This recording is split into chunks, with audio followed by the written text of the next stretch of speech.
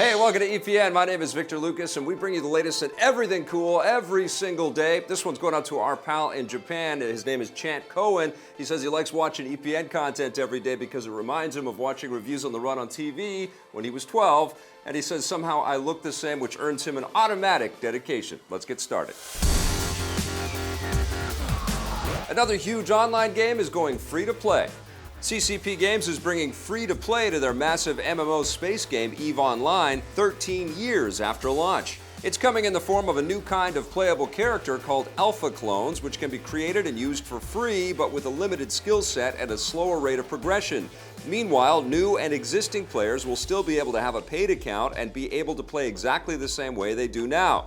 This basically means that paying and non-paying players will exist side by side, but the non-payers will be limited in what they can do. This seems like a smart way for EVE Online to introduce free-to-play without becoming pay-to-win, which is something many hardcore gamers are always afraid of. So why is EVE Online introducing free-to-play like so many other big games? CCP says they're doing this because the mandatory monthly subscription is a big barrier for new players, and it's also one of the most common reasons why players leave the game.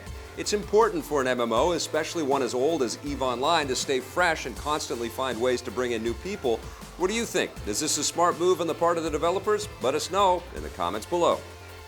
And the least surprising news of the day award goes to Netflix. The streaming giant has officially announced something that everyone already knew was coming. Stranger Things is getting a second season. Told ya. The show's creators, Matt and Ross Duffer, have been talking about future episodes ever since the first season became a smash hit earlier this summer, but Netflix hasn't officially confirmed a second season until now. Season 2 will debut next year and consist of 9 new episodes, one more than what audiences got out of the first season. They haven't said what actors will return, but hopefully all the characters will be back. One thing we do know is that, according to a brief teaser trailer released by Netflix this morning, the second season will take place in 1984, 1 year later. We can't wait. If you want to know what all the hype is about, you can watch my review of the first season of Stranger Things by clicking the link on your screen or in the description below.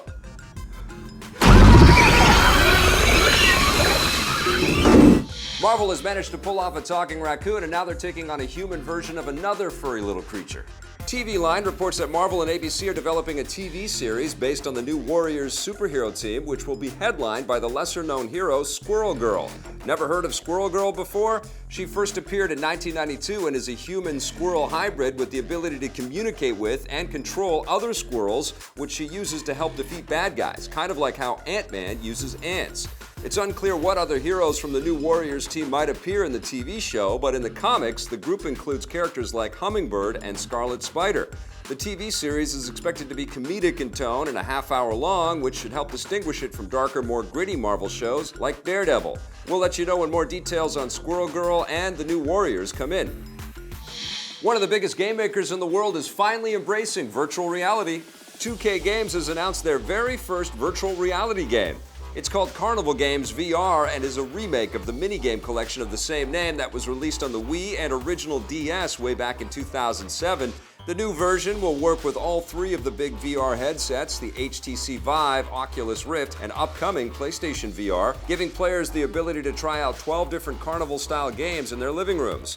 The fact that 2K is embracing virtual reality at all might come as a surprise. Earlier this year, Strauss Zelnick, the CEO of 2K's parent company, Take-Two Interactive, expressed skepticism about VR, saying that it's way too expensive for most gamers. Perhaps releasing a smaller title like Carnival Games is their way of testing the waters to see how successful VR will be, so if this is a hit, we could be seeing bigger 2K titles in VR in the future.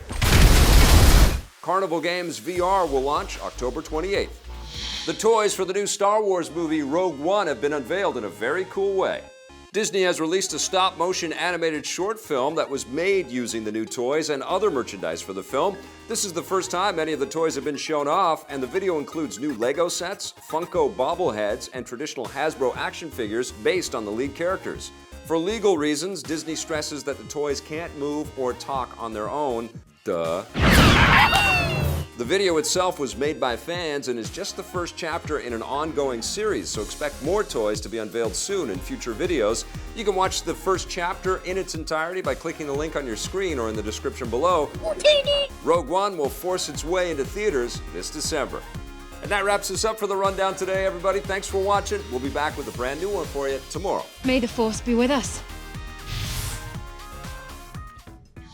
Hey, thanks for checking out that video on our EPN channel. It's just one small part of the things that we make around here. So if you liked it, don't forget to check out some of our other vids and hit that subscribe button.